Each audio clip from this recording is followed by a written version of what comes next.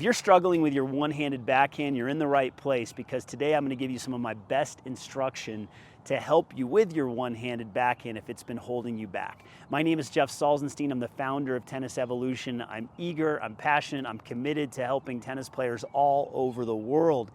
And you don't have to struggle anymore. You can follow the tips that I share with you, especially with the one-handed backhand. We're going to reveal that in today's lesson. Now, before we get to the lesson, make sure you have your notifications turned on and you're subscribed to the channel. There's many people that watch these videos and they're not subscribed. Subscribe so you can be updated. We want to help you get to the next level, so let's get to this one-handed backhand lesson right now. The one-handed backhand, I do see some players with that block grip. So when they go to swing, they hit the ball like this. But again, I feel a lot of tension and a lot of tightness. So if you can learn to spread that index finger like this, you want to make sure that you get that index finger spread so you can really feel the ball when you're swinging. So again, index finger is spread. Beautiful swing when I do that. If it's like this, now I'm going to start to kind of break the wrist and turn the racket over, and we don't want to do that. So I get a lot of questions about the contact point on all the ground strokes, even the one-handed backhand. And there is some confusion about where the contact point should be on the one-hander.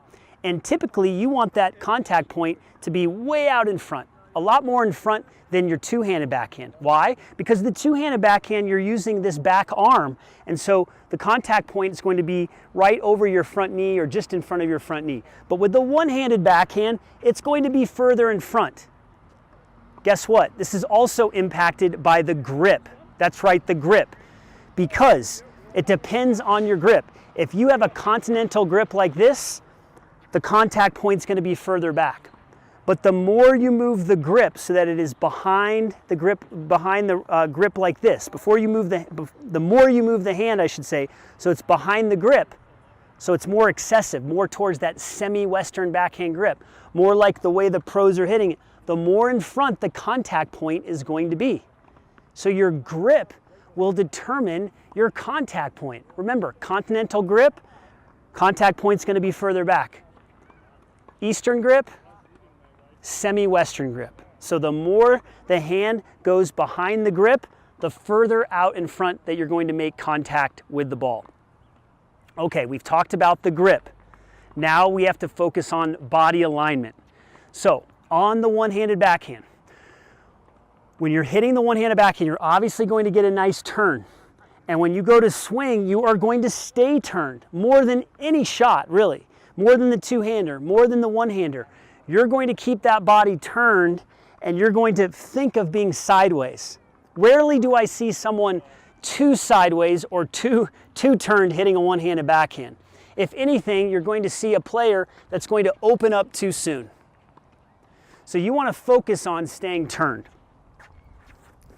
When you hit the backhand, you want to hold your turn as long as you can. You're going to hold the turn as long as you can. Notice how my body is staying very still at the end, okay? Watch my chest at the end. So my chest is what, about 45-degree angle towards the net. I am not opening up too early, okay? That's the focus. We're focusing on staying sideways. If I end up 45 degrees right here, my focus in my mind is staying sideways. Now, when would you square up on the backhand? Well, when you're moving further out wide. So if I'm running across the court to hit a backhand, I am going to be fully turned like this, but when I'm done with the swing, I might have to square up. So watch. I run across the court, I'm sideways, sideways, sideways at contact. Afterwards, I square up. Why? I want to be able to recover. So let me just show you that with a ball. So if I run across the court, I'm sideways, and then I square up. Or I can even jump around. I'm sideways, and I jump, and then I square up. So when I'm done with my swing, when the ball is long gone, I'm squaring up so that I can recover. But if I'm more in the middle of the court, that's where I'm really going to work on my turn And then the way I can recover is I can just step back with my back leg. You want to avoid swinging and letting your leg come forward like this. Okay, you want to really hold your back leg so that you stay more sideways. Now, what can help you do this? There's a couple of things. Number one, your head position. So I talk about this a lot, and it's typically easier on the one-handed backhand than the two-hander. On the one-handed backhand, when you swing, you want to feel like you're keeping your chin over your back shoulder like this. The chin over your back shoulder. Some players are going to swing and they're going to lean in a little bit and their head's going to go forward and the chin is over the front shoulder. So you want the chin over the back shoulder, and when you do this, it keeps your body more aligned. It keeps your upper body more aligned. So when you swing, your upper body is aligned like this. If anything, it's going to feel like you're leaning back or side bending a little bit. And this will allow you to get under the ball and hit massive topspin. If you step in and your head goes forward, there's going to be a tendency for the racket face to close, for the racket face to close, and the ball will go into the net. So we need to focus on keeping the head back. The head weighs 8 to 12 pounds depending on the size of your head. You also want to keep the head on this side of your body, okay?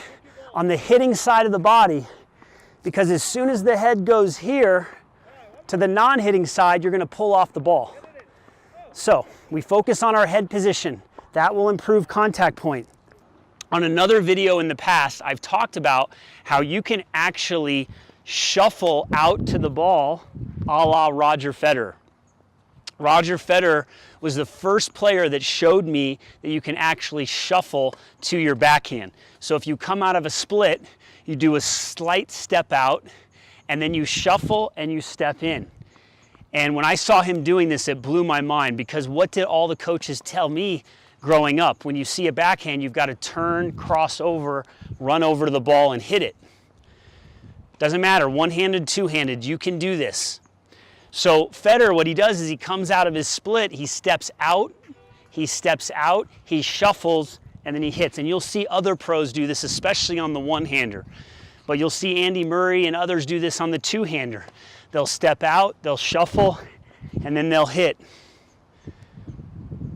It's not open stance, okay? It's not open stance. These are closed stance backhands that I'm showing you today. Do these two footwork patterns, it'll make a huge difference. This is the first one. Stepping out, shuffling, stepping in, ripping. Let me show you. I'll toss the ball to myself here. So I'm going to toss it. Watch the shuffle. Very smooth, very elegant. You'll notice that when I do this, I come out of the split, I step out and shuffle. Notice that I start to make my first move with my hands, but my hips are still facing the net.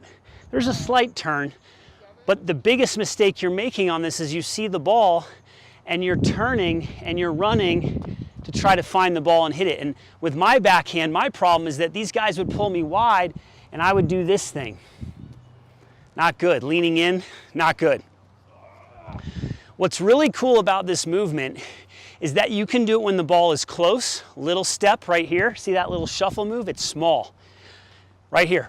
So instead of seeing the ball, and this is what I see a lot of players do, and they just step across and hit like this. Are you guilty of this one? Stepping across and hitting. Ball's right here and you take one big step, or maybe you step out and then you step. That can work sometimes, but where's the rhythm? Where's the ability to use the momentum of the ground? See what I'm doing? I'm using the ground and I'm using rhythm for natural power. It's all in sync. It's like it's playing a song. You're playing a song out here. You're learning to dance to this song. This is the song. Whew, watch this move again. Step out, shuffle, step. Now, how are you going to get this if you've never done this before? You've got to shadow it like I am right now. You got to do it with your eyes closed. Boom. Wider ball. See, this is what's really cool.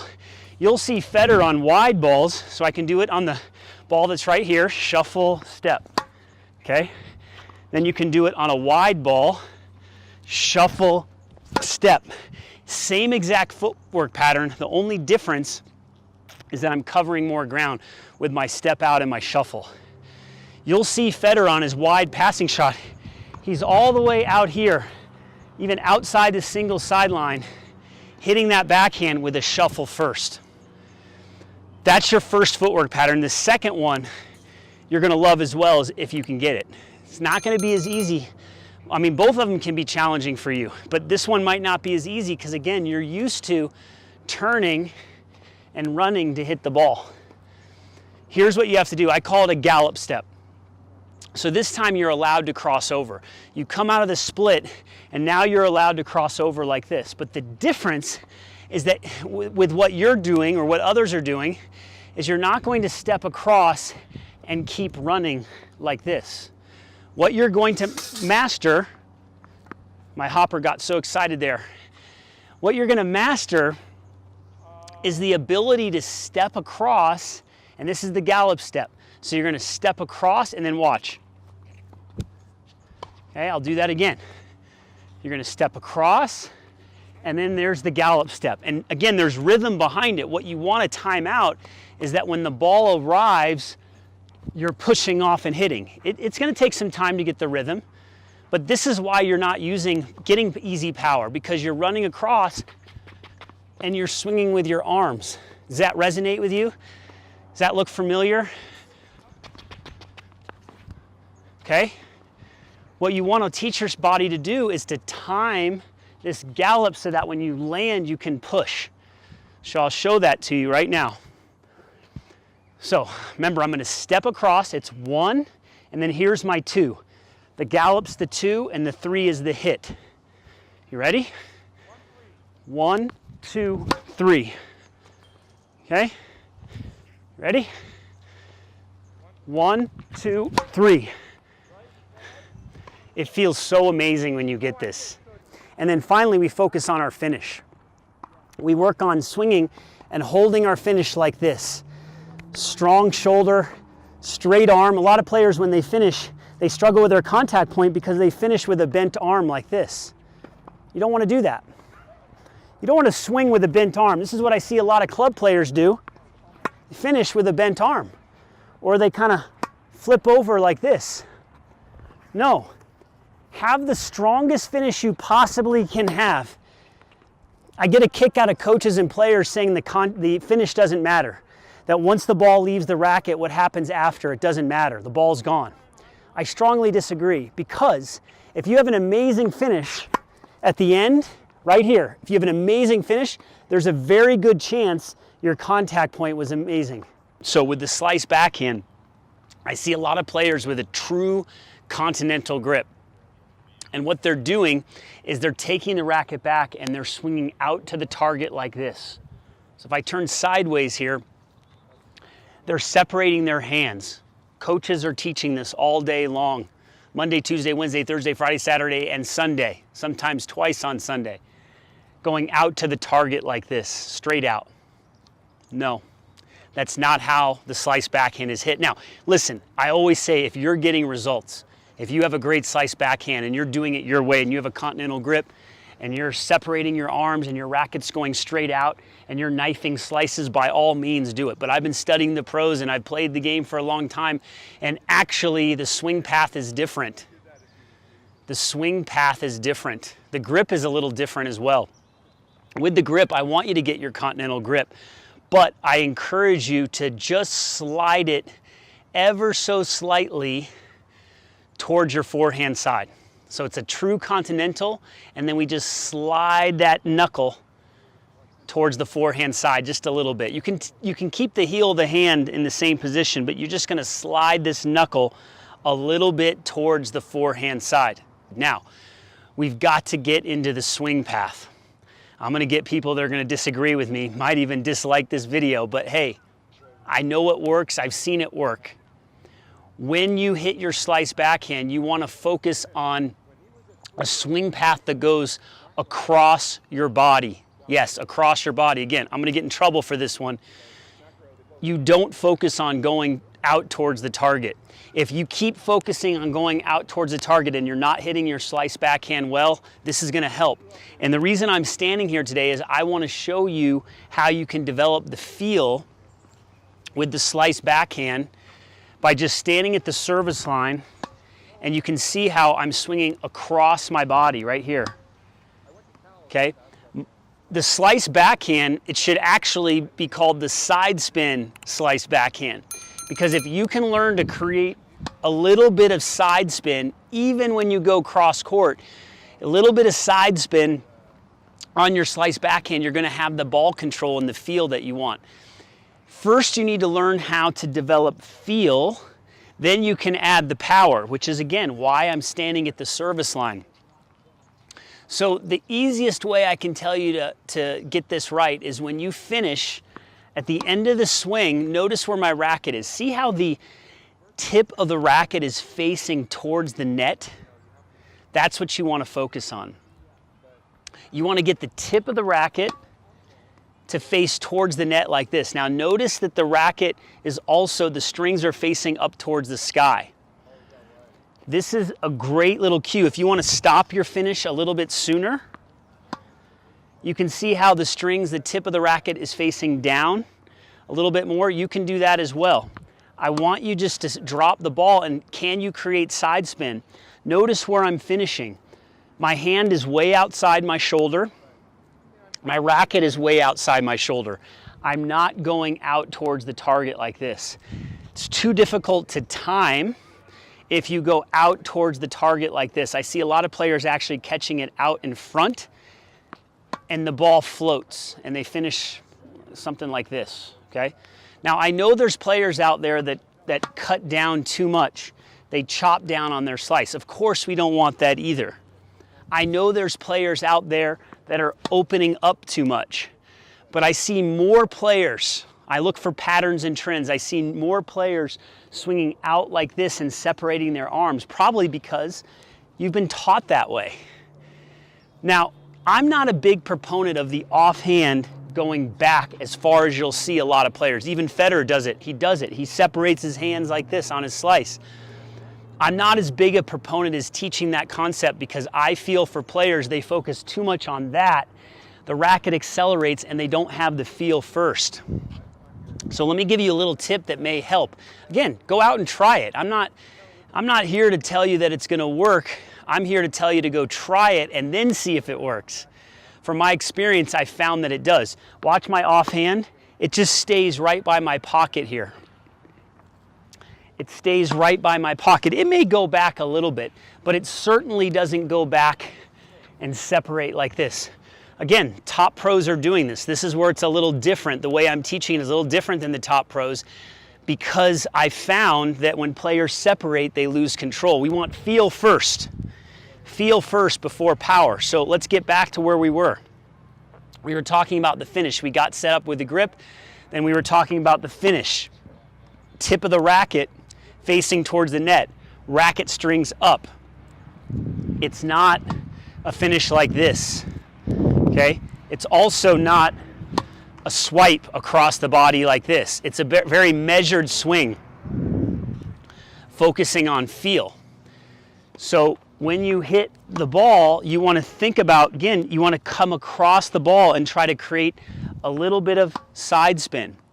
When people are learning this, most of the time I notice that they swing too fast. So I actually want you to practice slowing your swing down.